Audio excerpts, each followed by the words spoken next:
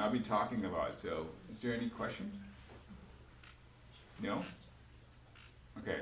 Either I was really clear in my explanation, or I was really bad at it, and you guys have no idea what I talked about. So the other thing that I guess Frank wanted me to talk about, we're going to have some sort of hands-on stuff at the range later, but one of the first things for shooting handguns, it's learning stance and grip, right? So again, you're not going to notice it as much with airsoft because you're not fighting the recoil of the gun. That is sort of basically the main thing. So that's why we need to have a good stand. So essentially, and this is pretty much standard across the board. As I said, 200,000 shooters, that's basically what we use. So your feet are about shoulder width apart. And in order to stable yourself in a platform that you could control the recoil, usually what you would do is your strong side leg, so it's whatever side you're shooting the gun from. So I'm right-handed. So my right foot's going to be back about, halfway. And I'm just going to bend my knee a bit. So what this allows me to do is that then my body is going to be a lot more stable than when they're just parallel to each other. And what I want to do is to be able to bend my knee a little so that my body acts a bit like a spring. So when the recoil is coming back up, I can move a bit without. What happens is, if you're really rigid, like if you lock your knees, your legs are parallel, as you start shooting, like if you're shooting one shot, like target shooters, that's fine. But as you fire more shots, the recoil is going to throw you back like this, and you're going to be totally out of balance, right? But then what happens is when I go like this, my body is able to absorb it. And again, with your hand, you don't really want to lock your elbow. It's the same thing. If you lock your elbow, it's going to push all the energy back into your shoulder, right? So if you bend your elbow a bit, it sort of, again, acts like a spring, and the gun is going to go up and down. So every time I bring someone new to the range, I tell them two things. And it's the two simplest stuff, but people keep forgetting. So I said, two things happens when you shoot a gun, all right? One, the gun's going to go bang, and it's really loud. I know it sounds silly, but it's the thing that it's hardest to overcome, right? So for example, I hadn't shot anything since like last August, just because I've been traveling and all that. So I shot for the first time yesterday, and it's like I literally forgot that it's really loud. Like your body, like your mind just has to get used to that whole idea. So it's just going to it's going to be loud. It's going to be a bang. That's one thing you have to get used to, because what happens is that a lot of people react to the bang. So you either react to it by tightening your muscle, or often what happens is people close their eyes. Now, it's pretty hard to hit the target with your eyes closed, right? I mean, you can use the force, but it only goes so far. So that's the first thing that the gun does, all right? It's going to go bang. And the next thing that it's going to do, and every gun does this, is the slide is going to come back after you pull the trigger, all right? The slide's going to come back. It's going to extract the empty brass, and as it goes back forward, the new rounds get chambered from the magazine. Now that, sounds easy enough to understand, right? But what happens is that it happens so fast, right? This is the motion. This is what you try to control, right? It's not what the movie says, like it's not going to throw you back like, 3 feet or whatever. But essentially it's, how much powder is in the rounds and how fast the slide is coming back. Now what happens when the slide comes back is that there's energy, right? So for example, standard Glock, the recoil spring on it, it's about like 15 pounds, 15 to 17 pounds. So that's the energy that the slide is fighting against. So there's this spring tension, it comes back, and the gun's going to tilt up, right?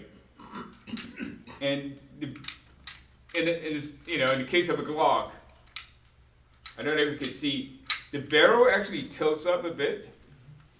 It needs to sort of go sort of the lock position so that it could extract and chamber the next round. So it's going to go back, and then the slide's going to slam forward as it picks up the next round, right? Slide movement. This is what you're fighting against, right? The instinctive thing is that either you want to help the slide along by thinking, I'm going to push it so that the slide can go back faster, so your rounds are going to go low. Or you think, you know what, I'm going to try to stop it from coming back so hard. So when you go bang, you hear the bang, and you try to like tighten your hands or do something to the gun. Guess what? None of that works, right? The best shooter in the world, the main difference they are from your average shooter is that they know to let this simple motion happen. It happens so fast. Top shooters could probably shoot splits at like 0.16, that's 0.16 seconds, right? It probably could go faster. If I try not to be that accurate on a target, I could probably pull trigger at like 17 or 18, right? There's nothing else that I do in my life that I could do in 0.17 seconds. But pulling that second trigger, I could do that because I could see everything. This is how fast the slide is moving, right? When I'm pulling, 0.17, 0.20, I'm seeing the slide comes back, I'm seeing the slide goes up, I'm seeing the sight comes back down, I'm seeing the sight lined up, and I'm pulling the trigger again. That's the force that you're fighting against. You can't fight it. What you want to do is to just let it happen, but let it happen consistently. So first thing, it stands. The other thing is, the two things that happen to the gun, how do we control that? We control it by our grip, right? If we think of a good grip as a vice, so if this gun was on the vice, and every time it goes like that, it's just going to come back to where it was before, all ready for you to shoot again. If you do something to it, it's going to probably come back like this. Either too low, or come back, and it'll go up and down a bit. So, how do we keep it consistent with our grip? Well, the first thing we want to do is, we know this is where it's going to be tilting, right? It's the same with airsoft gun. It comes back straighter, it doesn't go up. So the first thing you want to do is to hold your hand in the grip as high as you can. So it's probably hard for you guys to see. So I've shot it for 2 days. I have a callus here, right? And every spring I have to build this callus up because I don't shoot in the winter. And it's painful and it's annoying, but I have to deal with it every spring. And the reason I have a callus on my hand is because that's how high up on the gun I'm holding. Now, this is how I will hold my Glock. You see, I'm literally pressing against the top of the frame, right? So much so that it's making an impression. That's how hard I'm holding. I don't have to grip it hard, right? Gripping it hard is only going to help so much, but you need it to be really high. Again, think about this, right? If I hold it like this, the slide comes back, it's going to tilt more, right? But if I move my arm up as high as I can, basically what I want to do is, if I could have my hand up here, the slide's not going to move at all, right? But if I could have it as high as I can, it's close to the center of the bore, center of the barrel, the left is going to tilt, right? So it's one of the reasons why the Glock it's a great gun, because you can really get your hand up high here. Compared to, for example, well, we don't have a SIG here, like 6 hour, like SIG 320, the bore sits pretty high. You just have to get used to it. Again, 1911 is great. I love it because of this little beaver tail. This is how high I will get my gun. So my callus is basically when the web of my hand is rubbing against my safety, right? So if there wasn't a beaver tail on here, like the old style to the World War II gun, what I would get to do is my hand will be up so high, the slide would literally be cutting my hand because it will be coming back. And it's, so we get it up as high as we can. Now, as far as gripping, what you want to do is have front and back pressure, right? So this is called the front strap, this is the back strap. So on the back, I just want it to be really firm so that I'm pushing against, not trying to drive it down, but just firm against it, right? And the front strap, with these 3 fingers, what I want, again, is to have it up as high as I possibly can. And again, you see a mark here from my gun the last couple of days. That's how high up and how hard I'm gripping it. So it's not that I'm gripping it really hard, but I'm really firm against it. So as the gun is moving, it's going to make a mark on it. So your strong hand, your right hand, that's what you want. Web up against the frame, front strap, as high as you can get it, and then the back. Now, again, in the movies, everyone shoots with one hand because there's no recoil. Guess what? It's really hard to shoot with one hand. It's slow and it's hard. Well, God gave us a second hand, so if we use this hand, a support hand, this hand actually plays a much bigger role than our strong hand. See, what happens is that we still need our index finger to pull the trigger, right? So if you guys try it, like if you grip, make a fist really hard, the harder you make it, the less you're going to be able to move the finger, right? So, I mean, you're not going to be moving the finger a quarter of a second like this. But if you have it firm and relaxed, this finger is going to be able to move a lot faster, right? So, I mean, the instructors will talk about, 60-40, like 60 on your left hand, 40 on the right hand. I just say, hold it firm. I don't know how to split 60-40, so. All right, so your left hand. Now what happens with this gun is, with my right hand holding the right side, there's all these real estate on the left side, right? So I'm thinking, if I could put as much of my palm on this to help control it, the firmer the gun's going to be. So what I want to do is to put this part, my hand, basically right against the contour of this grip, right? So if I put it like against the contour, what's naturally going to happen is that my fingers are going to be about a 45-degree angle, and my thumb is going to be parallel to the slide, right? So all of this real estate, I want to cover with my gun. And then what I want to do, once I cover up my gun, my fingers are free, right? So I want to be able to come around and really grip it hard. So I'm basically pressing against my right hand. So see my fingers? See how much pressure I'm putting on it? That's how hard it needs to be, right? So I just curl my index finger around. I'm pressing against it. Now this is firm, right? Like it's just not going to move.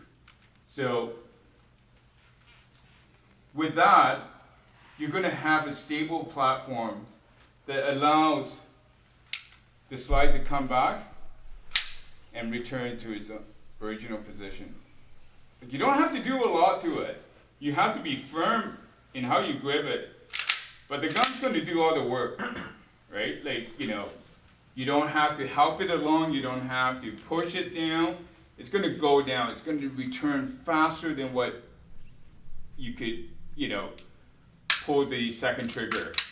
So, again, hand high up, front and back, pump right here, and finger curls around. And what I do is I actually have a bit of a inward pressure. So I'm turning both palms sort of towards each other. So when I do this, my elbow goes out a bit.